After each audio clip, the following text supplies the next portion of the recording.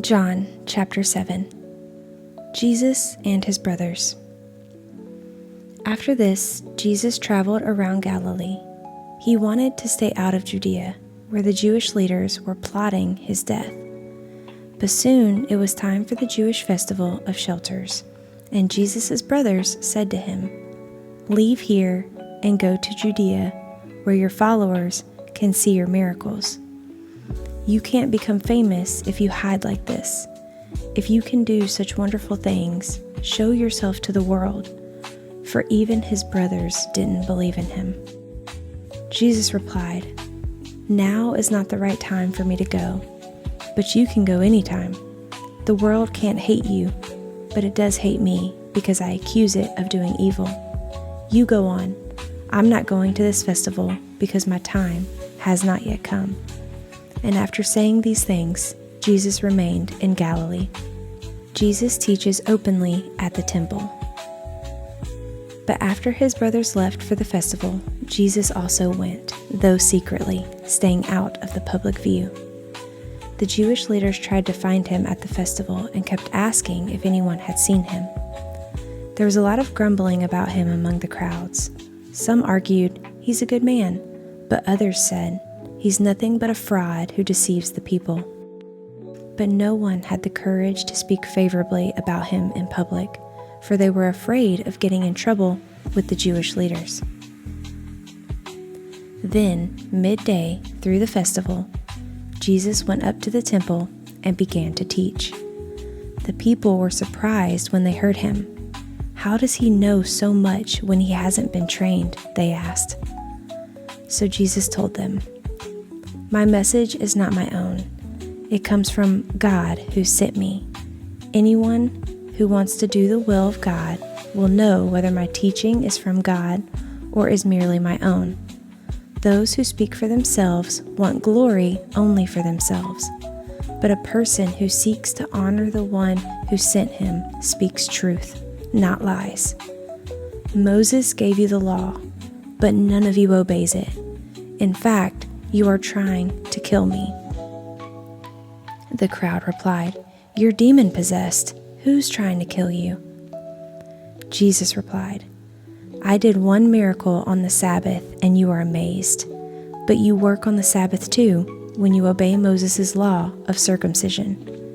Actually, this tradition of circumcision began with the patriarchs long before the law of Moses.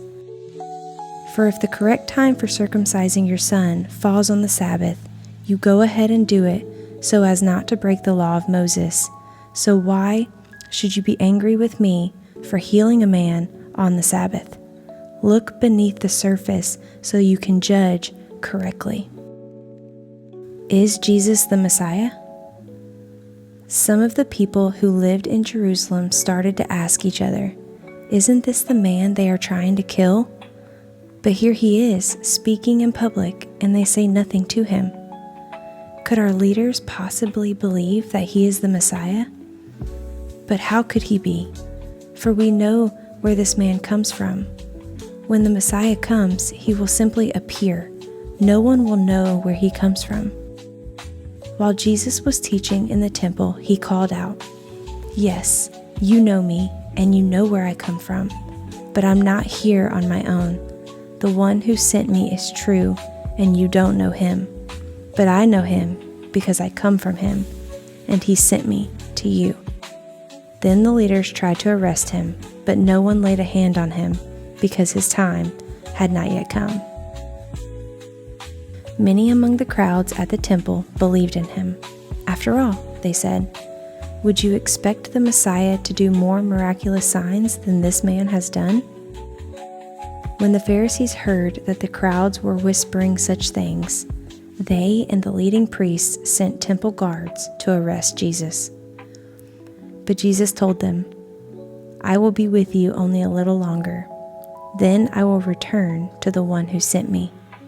You will search for me, but not find me, and you cannot go where I am going." The Jewish leaders were puzzled by this statement. "Where is he planning to go?" they asked. "Is he thinking of leaving the country and going to the Jews in other lands?" Maybe he will even teach the Greeks. What does he mean when he says, "You will search for me but not find me, and you cannot go where I am going"? Jesus promises living water. On the last day, the climax of the festival, Jesus stood and shouted to the crowds, "Anyone who is thirsty may come to me. Anyone who believes in me may come and drink, for the scriptures declare, rivers of living water will flow from his heart." When he said living water, he was speaking of the Spirit, who would be given to everyone believing in him. But the Spirit had not yet been given, because Jesus had not yet entered into his glory. Division and unbelief.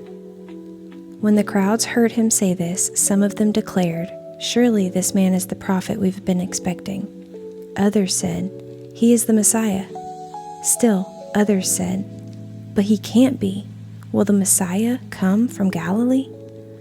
For the scriptures clearly state that the Messiah will be born of the royal line of David in Bethlehem, the village where King David was born." So the crowd was divided about him. Some even wanted him arrested, but no one laid a hand on him. When the temple guards returned without having arrested Jesus, the leading priests and Pharisees demanded, "Why didn't you bring him in?" "We have never heard anyone speak like this," the guards responded. "Have you been led astray too?" the Pharisees mocked. "Is there a single one of us rulers or Pharisees who believes in him? This foolish crowd follows him, but they are ignorant of the law. God's curse is on them." Then Nicodemus, the leader who had met with Jesus earlier, spoke up. "Is it legal to convict a man before he is given a hearing?" he asked. They replied, "Are you from Galilee too? Search the scriptures and see for yourself.